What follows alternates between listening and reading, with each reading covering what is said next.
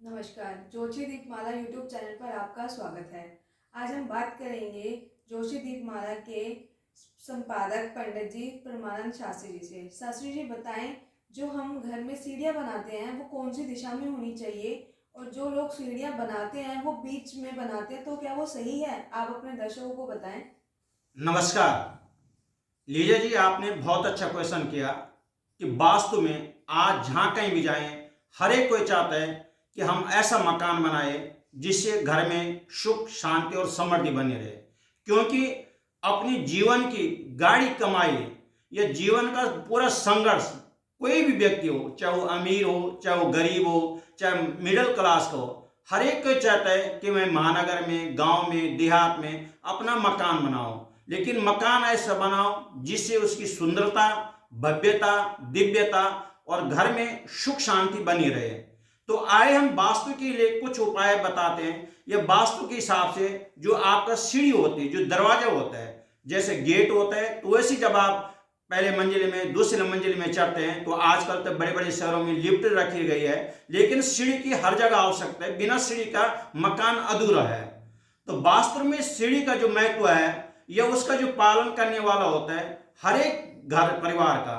सीढ़ी से क्या होता है कि हमारे रास्ते खुल जाते हैं, समृद्धि आ जाती है घर में। अगर सही दिशा में निर्माण, उस घर में रहने वाले सदस्यों के लिए कामयाबी के रास्ता सीढ़ी खोल जाते हैं। वास्तु के अनुसार बनी सीढ़ी से निकलने वाली एनर्जी इतनी शक्तिशाली होती है कि वहां पे रहने वाले व्यक्ति के जीवन में सफलता के रास्ते काफी हद तक प्रवाहित करती है। सही दिशा और क्या रहता है, हम अपने दर्शकों को बताते हैं कि वास्तु में सीढ़ियों का विशेष महत्व है। भवन यानी जो आप मकान बना रहे हैं, मकान के दक्षिण और पश्चिम यानी नैऋत्य कोण में, वहां पे पृथ्वी तत्व की प्रधान तरफ होती है। अतः सीढ़ी वहीं बननी चाहिए। ये दिशा का भार बढ़ जाता है, जो कि वास्तु की दृष्टि से बहुत ही शुभ माना जाता है। इसलिए मैं अपने सभी दर्शकों को सीढ़ियों के निर्माण सर्वश्रेष्ठ मानता हूं। अपने जितने भी लोग आप मकान बनाते हैं, तो सीढ़ी का निर्माण है उसमें लापरवाही न करें। इससे धन संपत्ति में वृद्धि होती है और घर के अंदर रहने वाले व्यक्तियों का स्वास्थ्य अच्छा रहता है। अगर आप दक्षिण दिशा में बनी सीढ़ियों में निवासियों के लिए प्रसिद्धि और यश का कारण बन जाती है, वहीं पश्चिम दिशा में इनका निर्माण करने से लाभदायक प्रमाण मिलते हैं। यदि जगह का अभाव है तो वायव्य या अग्नि कोण में निर्माण करा सकते हैं। और जो लोग बीच में बनाते हैं सीढ़ी, तो ये ठीक नहीं है। घर का जो मध्य भाग होता है यानी ब्रह्म स्थान उसको कहते हैं, वो संवेदनशील स्थान क्षेत्र माना जाता है। अतः यहां भूलकर भी सीढ़ी न बनाएं। अगर यहां आपने निर्माण कर दिया तो उस घर में नाना प्रकार के कलेश या कुछ न कुछ उस परिवार में बीमारी, दुख, तकलीफ हमेशा बनी रहेगी। तो कैसे सीढ़ी होगी शुभ, ये आपके वास्तु के हिसाब से, वास्तु के अनुसार जो सीढ़ियों का निर्माण होता है, उत्तर से और दक्षिण अथवा पूर्व दिशा में की ओर हमेशा सीढ़ी बनानी चाहिए। जो लोग पूर्व दिशा की ओर सीढ़ी बनवा रहे हो, तो उन्हें इस बात का ध्यान रखना चाहिए कि सीढ़ी पूर्व की दीवार से लगी हुई नहीं होनी चाहिए, यानी थोड़ा से सट के आप सीढ़ी बनाए। और उनकी जो संख्या होती है कि 5 सीढ़ी हो, 3 सीढ़ी हो, 5 हो, 7 हो, 9 हो, 11 हो या 15 हो, 17 हो, जैसी आपके मकान पहला मंजिल हो, 2 मंजिल हो, जिस हिसाब से, उसके हिसाब से सीढ़ी का निर्माण हो चाहिए।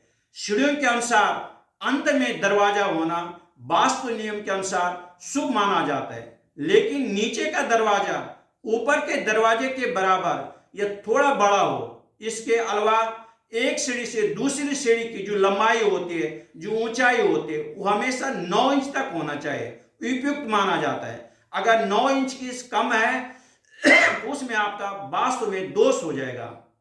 और बहुत सारे लोग, मैं अपने दर्शकों ये बताता हूं कि सीढ़ियों के नीचे इन्वर्टर रख लेते हैं, जनरेटर रख लेते हैं या बिजली का स्विच लगा देते हैं। तो मैं अपने सभी दर्शकों को बता दूं कि जो लोग इस प्रकार की गलती करते हैं वो ऐसा न करें।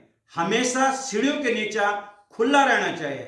अगर वहां बिजली या इन्वर्टर इन चीजों को लगाते हैं, तो वहां रहने वाले जो व्यक्ति होते हैं, चाहे आपके घर में बच्चे हो, चाहे बूढ़े हो, चाहे जवान हो, चाहे शादीशुदा हो ना हो, तो उनमें हमेशा दिक्कत आती है। पहली दिक्कत क्या आती है कि अगर आपकी सीढ़ियों के नीचे आपका इन्वर्टर, ये बिजली संबंधी का कोई भी आटा पीसने की या घरेलू आदि और कोई भी सामान रखा है, तो उससे होने वाली जो दिक्कत होते हैं, आपके घर में जो बच्चे हैं उनके हमेशा शादी ब्याह में रुकावट आते हैं। ये अक्सर देखने को मिलता है महानगरों में कि बच्चों की शादी 28, 30, 32 साल या कभी कभी 35 साल तक नहीं होते हैं। तो मैं अपने सभी दर्शकों को बताना चाहता हूं कि अगर आपकी सीढ़ी के नीचे इस प्रकार का कोई सामान रखा है तो उसको तुरंत हटा दें, ताकि आपके लड़का हो या लड़की हो शादी में रुकावट ना आए।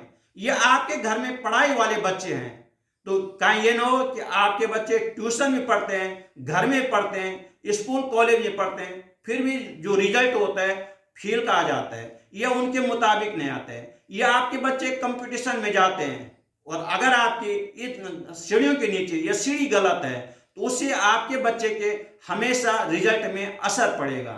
तो मैं अपने दर्शकों को बता दूं, अगर इस प्रकार की दिक्कत है, प्रश्न उठता है जिसका मकान जो तो नए मकान बना रहा वो तो चलो इसका ध्यान रखेगा, लेकिन जिनका मकान पहले से उपलब्ध है, ये बन रखा है या आजकल बिल्डर फ्लैट है, तो उनको क्या करना चाहिए?